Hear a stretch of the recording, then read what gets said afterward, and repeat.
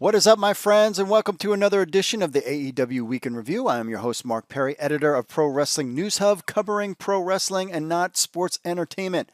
On this week's show, we get the latest update of Ben Carter and especially Thunder Rosa, what's going on with her, plus a recap of this week's Dynamite and Dark, and of course the latest TV ratings.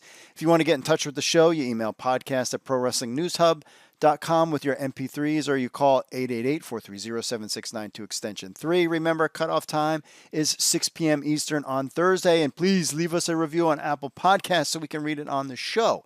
Question of the week, we get into it with not only Mr. Fourth Row, we got a double shot of Mr. Fourth Row this week. AEW Fantasy, who is your number one overall pick? And next week's question of the week, I need your picks for AEW Full Gear. That's right, I need them in for the last episode so we can read them and mark them as this is what it is. So your picks for AEW Full Gear, that's the question for next week. And we got a lot of stuff to get to. So without further ado, folks, let's just get into the week that was AEW.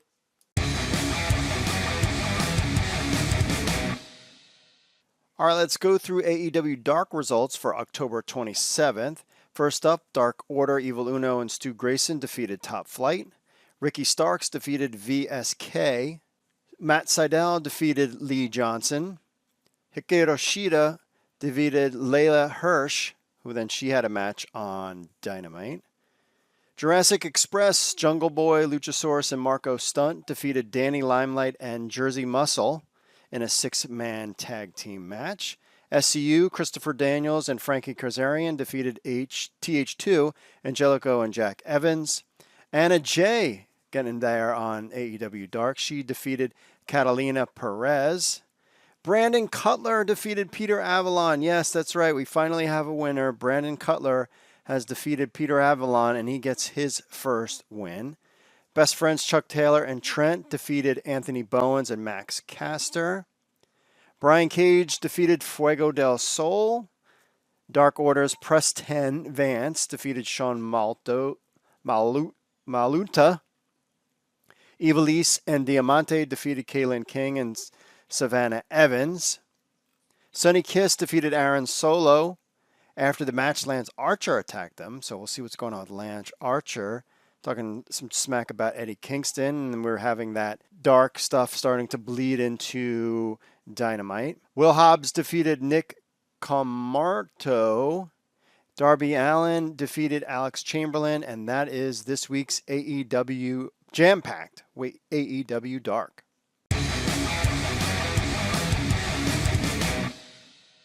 We have our AEW Dynamite results for October 28th and another good episode of AEW Dynamite.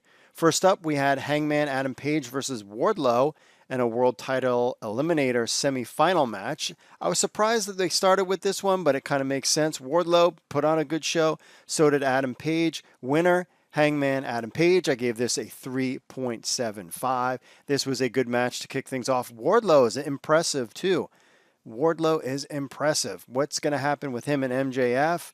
What's Wardlow's deal going to be in 2021? We shall see. But he looked good and definitely deserved to be out there. And definitely a future star in AEW. John Moxley checks in, talking all a bunch of smack about Eddie Kingston. Then Eddie Kingston has a match versus Matt Sydal. Winner, no surprise here. Eddie Kingston, I gave this a 3.0. I love Eddie Kingston on the mic. I love when he's talking. I love his passion and even his in-ring work, but he's just still a little slow for me at times, a little out of shape perhaps, but that's his style. So that's why I gave it a 3 on that one. Eddie Kingston with the win. Young Bucks and FTR check in. Young Bucks, basically their big announcement. If we don't win the tag team titles, we're not going to go after the tag team titles ever again, kind of like Cody did with the championship. Now, this kind of telegraphs it for me that maybe FTR, but it really should be the Young Bucks. We get the big town hall, Inner Circle, and MJF, and they're going to have a match at Full Gear. And winner, if MJF beats Chris Jericho, he's in the Inner Circle. I don't see that happening, but still an interesting, fun twist to that. Good to see Eric Bischoff make an appearance as part of the town hall.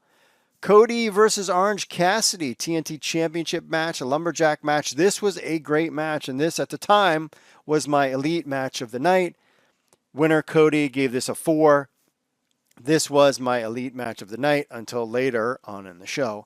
This was a great match. Lots of big bumps, lots of stuff going on in and out of the ring, and set things up. John Silver gets in the way, and now we're going to have Orange Cassidy versus John Silver buy-in match for AEW Full Gear coming up next weekend. But Cody gets the win, and we gave this one a 4. Best friends of Kip Sabian and Miro check in. They fight in the backstage, setting up a match for next week against Miro and Trent. NWA World Title Women's Title match. Serena Deeb versus Leia Hirsch. Winner, no surprise here, Serena Deeb. I gave this a 2.75. This is a good match for two people that really haven't been on the Dynamite roster for very long. Leia Hirsch looked good too. I could definitely see her potentially being signed. What makes this interesting is that now Serena Deeb is the NWA World Women's Champion.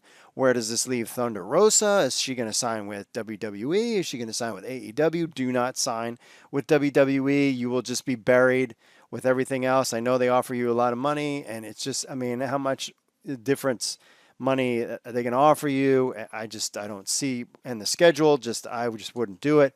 You could be a star in WWE and AEW, so don't go anywhere. And Serena Deeb is a great pickup because she's very good in the ring and definitely somebody that can help the female wrestlers along. So we're definitely excited about that. Hikaru Shida checks in. She's going to have a match versus Nyla Rose at Full Gear. No surprise there. Nyla Rose is ranked the number 1 contender. We haven't really seen Nyla Rose much.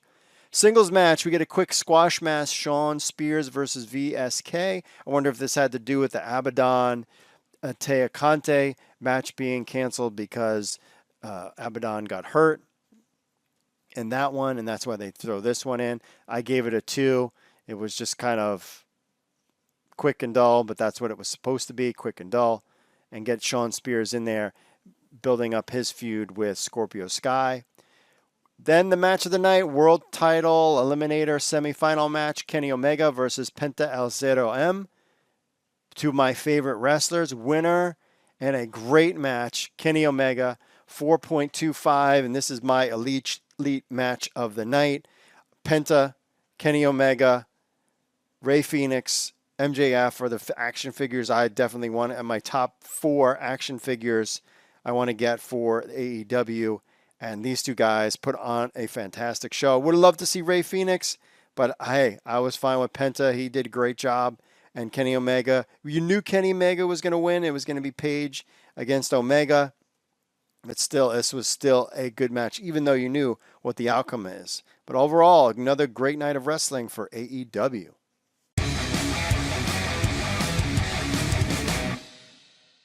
The card for next week's AEW Dynamite, this is the go-home show before AEW Full Gear, will be live from Jacksonville, Florida. First up, we got Chris Jericho returning on commentary. We got a tag team match, Ortiz and Sammy Guevara versus MJF and Wardlow. This probably be more of the match that I'm interested in seeing on Dynamite next week. We got a singles match, Miro versus Trent. You know, Miro is going to blow him up. I wonder if Miro is going to get a spot at the pay-per-view. I think he should. Shawn Spears versus Scorpio Sky, finishing this feud that's basically been on Dark, which is kind of cool that it now finishes on Dynamite. I'm curious to see where this one goes. Will we see Scorpio Sky get the win on Dynamite? I think he should. Cody and the Gun Club versus the Dark Order in a tag match. This was after John Silver getting involved with his match against Cody and Orange Cassidy. So this will kind of have a kind of closing to that.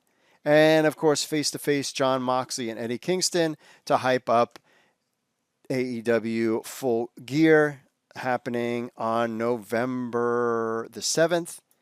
You can get it anywhere on pay-per-view. And it'll be really interesting to see Eddie going off on the mic and Jon Moxley. So it should be a good build-up for Full Gear.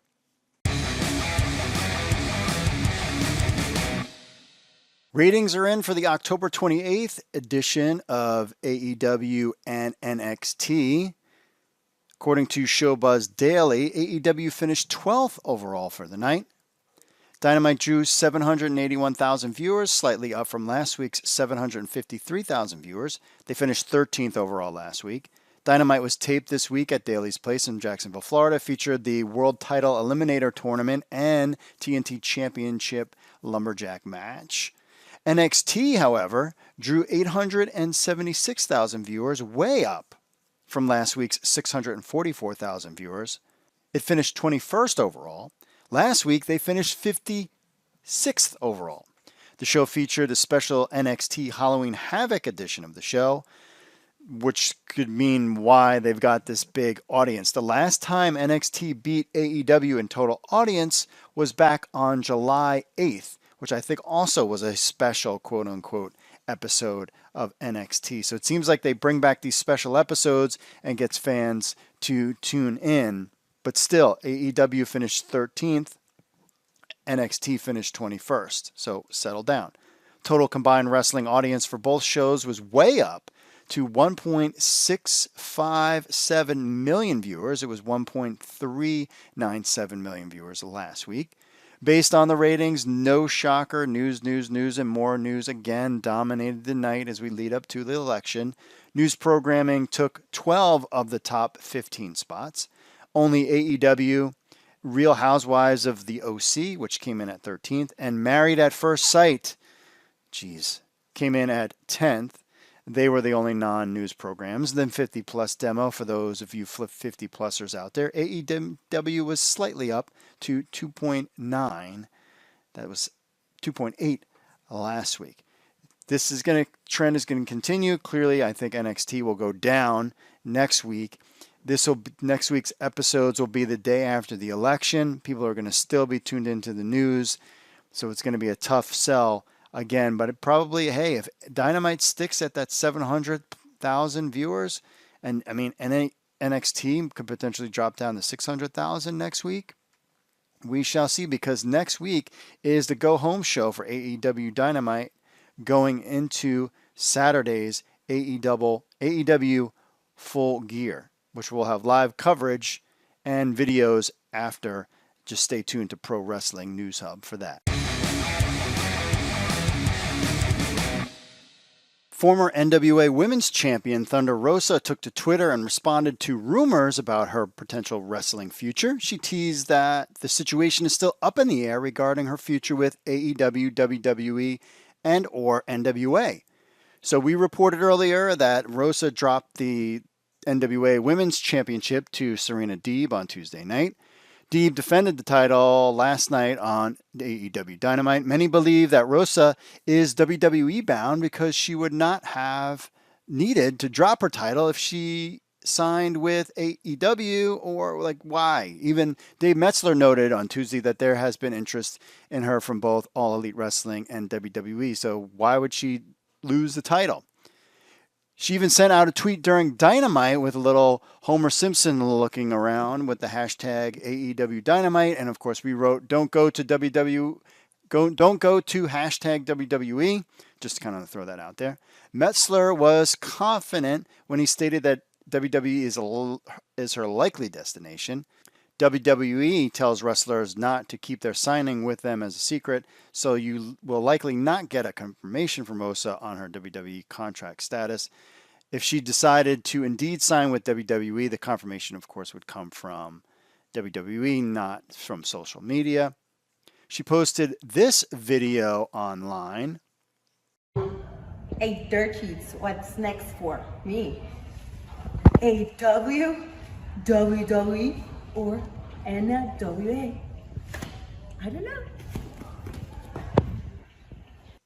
And as you can see from the video, and you get a little close-up, you got the AEW, WWE, NWA with question marks on the side of her hip / almost near her butt. However, there is a caveat to this, because Billy Corrigan, president of NWA, says that Thunder Rosa is still under contract. That's right. So we talked about Metzler saying that he thought there was interest from both sides, and her thing. Well, today, NWA President Billy Corgan, during a Q&A session on his Instagram, answered a fan's question about Rosa's status, and according to the NWA president, she is under contract until 2021. Quote, "No, you have to love press and media reports that don't contact the company she is under contract to, but instead listen to someone who has my email address but doesn't write and ask. She's under contract through 2021, and there's a reason for that. It's called excellence and faith." Not really sure why that would mean anything, but okay. Metzler later said she is still under contract with NWA for, quote, "a ways to go," close quote.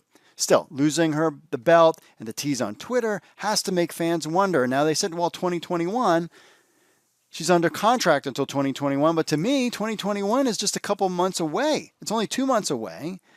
So, but it was interesting that she would lose the belt in the fashion that she did, and even Metzler said he thought the belt switch was interesting and was curious why they would do that if Rosa weren't leaving. So we'll have to stay with Pro Wrestling News Hub for more on this story, because I'm not really sure, we don't really know what's going on, but she would be a complete star in AEW if she stayed on board and not went to the evil WWE.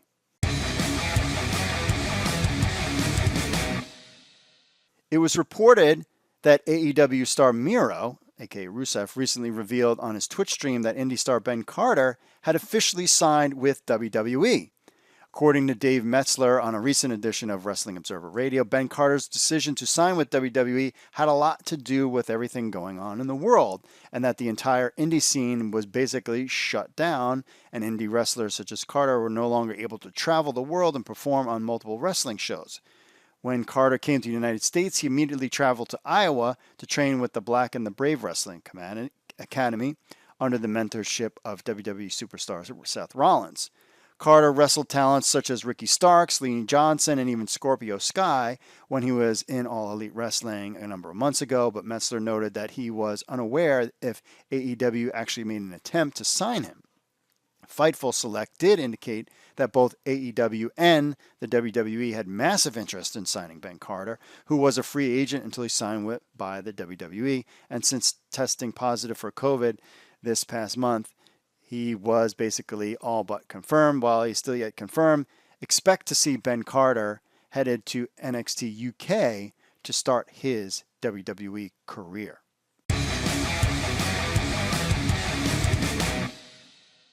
In a recent interview with Inside the Ropes, Serpentico, aka John Cruz, revealed that he has officially signed with AEW a few months back.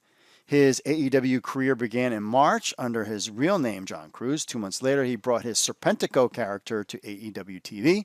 He's primarily been used on AEW Dark, but has also appeared on the All Out pre-show match and 2 Dynamite appearances as well.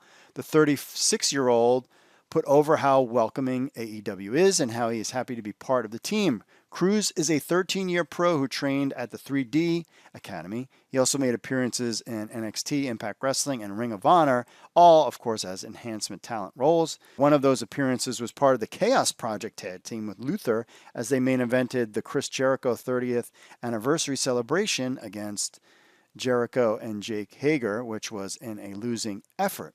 Maybe Chaos Project, having Cruz, aka Serpentico, and Luther come around, but honestly, that Chaos Project, Serpentico was way better than Luther was during that celebration match. So we'll see if Chaos Project may be down the road. I don't know, like I said, not a big fan of Luther, so not really sure what Serpentico's role will be going forward.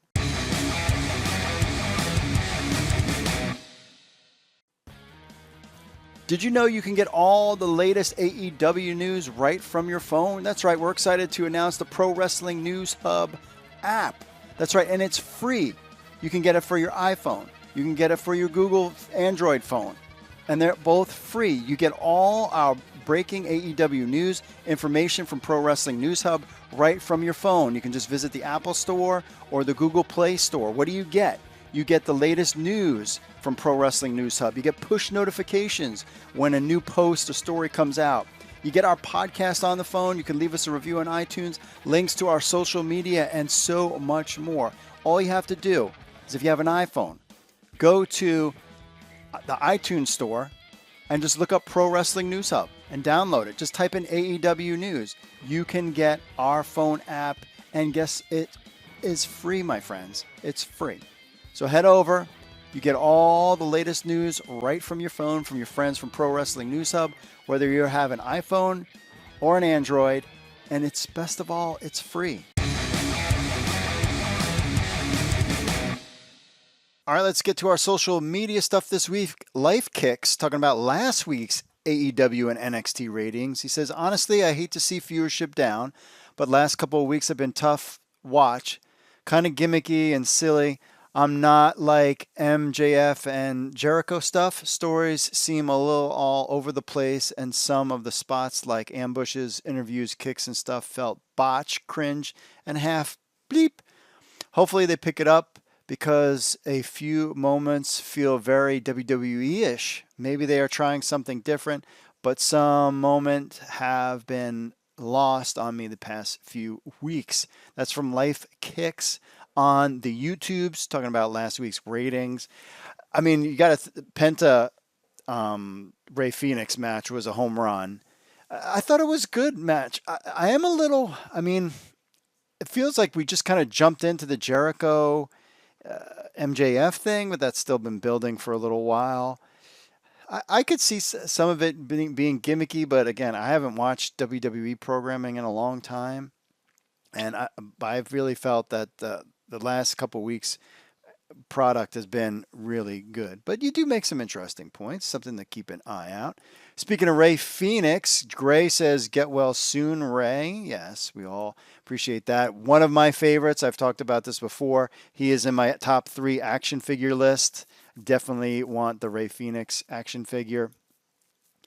On Penta replacing Ray Phoenix, Gray says it doesn't matter who is going to face Kenny Omega, because in my opinion, Lucha Bros are show-stealing material. Whether it is Penta versus Kenny or Ray versus Kenny or Penta versus Ray, they always win the hearts of the audience. 100% yes, yes, yes. I had no problems with Penta replacing Phoenix, and they definitely, that was the elite match of the night. So yeah. I really want to see a 6-pack challenge match to be the number 1 contender for any championship between these guys.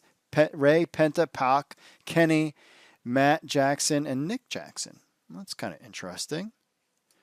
On the Chris Jericho ratings, Le Debonair Dynamite deal, Gray says, oh, hi there, Mr. Mark Perry. How are you doing? Okay, help him decide this. I'm thinking about who's a better singer. Is it Sammy Guevara or MJF? Please help me. MJF is like an opera singer, dude. He could totally sing. He's a better singer than Jericho. And when they say he's got all the tools, he's got all the talent, I definitely think he does. And speaking, well, first of all, thanks, Gray. And speaking of who's got all the tools, who's got the talent, our double shot of Mr. Fourth Row this week.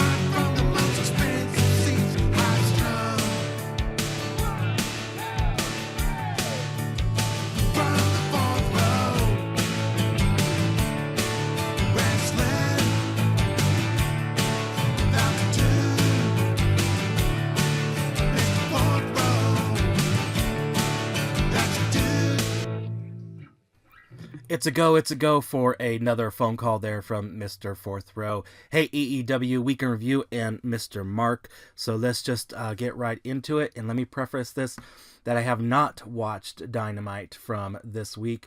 So my picks are going to be before even seeing that.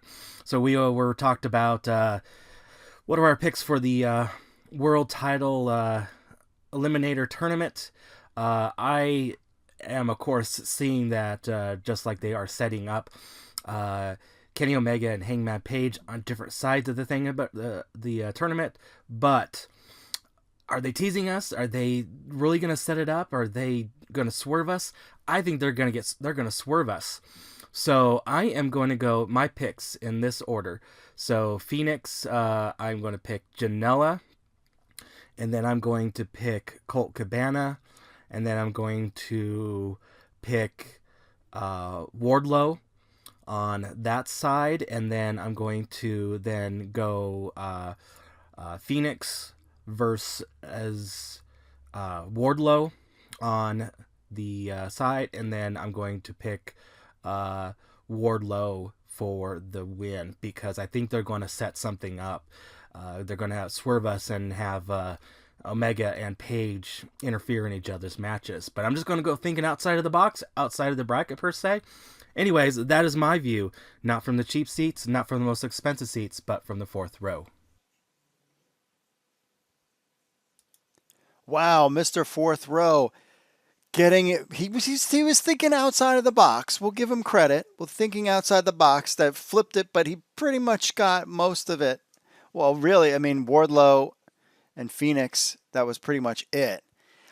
It would have been It was very predictable. We all knew it was coming. It was very predictable. The matches were good, and because the wrestlers are good and the product is good, I really think that sometimes you got to be like, okay, look, everybody is going to know that this is what's coming. Let's give them a little bit of a swerve here. It was kind of very WWE predictable. But it's something we want to see, and we want to see that one close out. Maybe, I mean, we saw Kenny's character kind of change a little bit. We got to see Wardlow out there a little more. It was predictable, and good thing we didn't have Mr. Fourth Row picking football games for us because he'd probably have the Jets winning the Super Bowl. Just kidding, Mr. Fourth Row. We'll get to him again in a little bit, but first we got an email. We thank Mr. Fourth Row for checking in.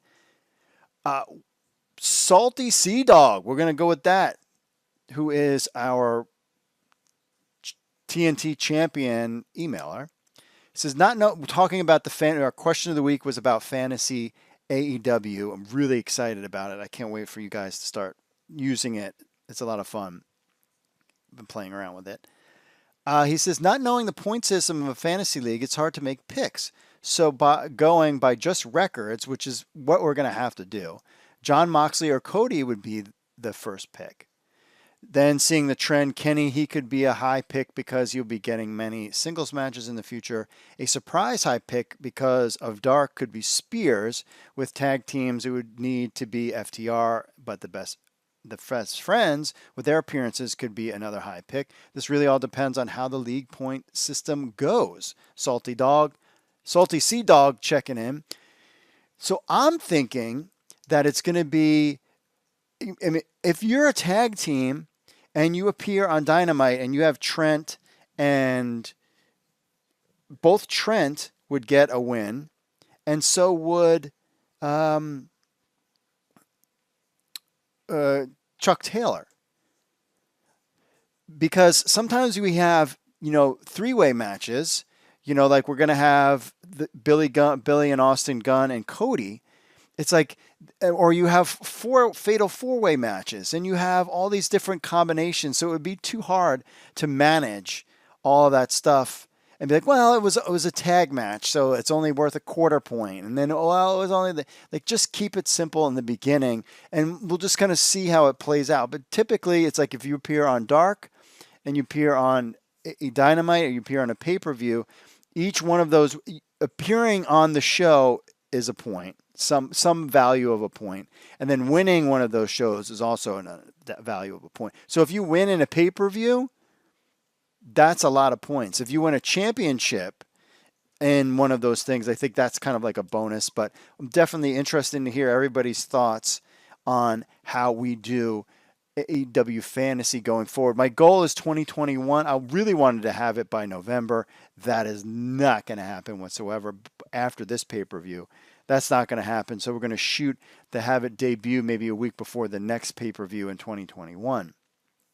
So stay tuned for that. But yeah, I would go with Oh man, I would at this point going into 2021, I think I would have Kenny Omega as my guy, as who I would be the number one overall pick. But yeah, I mean, you're gonna have to go Moxley, Cody, but Jericho has lost a couple times. I don't think Jericho would be a high pick. Page, maybe he's a pick too.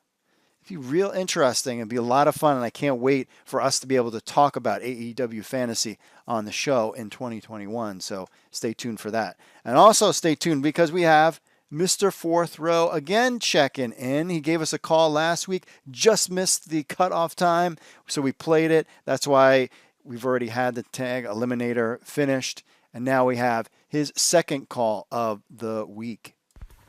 It's a go for another phone call there from Mr. Fourth Row. Sorry about the low production for this week, but I'm a little bit under the weather. And no, it's not COVID. It's just a little bit of a cold and possible minor flu symptoms that have been diagnosed. And I'm already on the mend, but just a little bit of a stuffiness, if you could tell. But anyways, AEW Week Review and Mr. Mark question that was posed to us. Talking fantasy draft, and so of course I played when the other company did theirs, and it was fun, exciting, and just backstory. I remember one of their things was appearances, and this was when Carlito was making his entrance into that company, and for one episode for the week or whatever, he had very high points, like 72 or 100 points or something like that, because he made appearances, he won his match, hit his things like that. So it kind of all depends on who's going to be my number one pick, what the categories are going to be. I think you definitely have to have appearances and count each one as a separate appearances. So something like that, I'm going to go with somebody like either a Chris Jericho or Cody Rhodes, because you got appearances and you have the possibility of them winning matches. So I'm going to go with mine. I'm just going to go right at the top. My number one pick is going to be Chris Jericho, just because he gets a lot of appearances per show, it seems like, for the most part. And he does wrestle matches here and there, too. So that's going to be mine. What about all you? Anyways, that's my view. Not from the cheap seats, not from those expensive seats, but from the fourth row. All right. Thanks for Mr. Fourth Row for checking in. Yeah, I don't think we can do appearances. I mean, because you have Chris Jericho on commentary coming up this week, and then that would that count? That's also another thing. I mean, it has to be manageable. And remember, in the world of football, which is what we're basing this off of, there's only a handful per position. There's only a couple data points. Three, maybe a quarterback has a little bit more, running back, but typically there's like, touchdowns, yards, receptions. I mean, there's only three data points, so that's kind of where we're going with that. Now, maybe in the future we could add appearances, because that would throw it off a lot. Because if you have a guy like Ricky Starks who shows up on Dynamite and then wrestles, and then on Dark and then Dynamite and wins both, it would be really interesting. But I think we're going to keep it simple in the beginning and then see how that first quarter, because what's the beauty of fantasy wrestling, AEW fantasy wrestling, is it's a quarterly base. So you have basically 4 seasons, and every season completes after the pay-per-view. So you basically have a redraft that would take place probably the week. I mean, if the pay-per-view is Saturday, I mean, I don't know if we would start doing drafts before that, but we don't know like where people finish per se until after. Do we have a big flurry where it's like, okay, starting on Sunday morning, you can draft Sunday, Monday, Tuesday, and then your draft, and that's it when you can do those drafts. But that's why we're going to have auto pick and all sorts of other fun stuff. But maybe AEW will beat me to it, because apparently they came out with another AEW games thing with a website, so they could beat me to it, and that would kind of be a problem. But thanks for all my social media friends for checking in this week.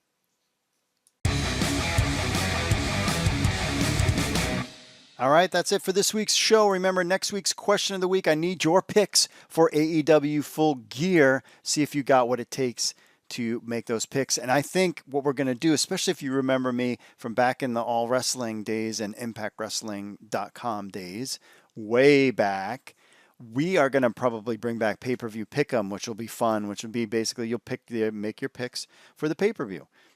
And that's it. And then we'll rank everybody and see how well you do. So we really got a lot of stuff in store for this site coming in 2021. So stay tuned for that. So we need your picks for a pay-per-view pick'em. And remember, if you want to be part of the show, email podcast@prowrestlingnewshub.com or call 888-430-7692, extension 3. That's the phone number there.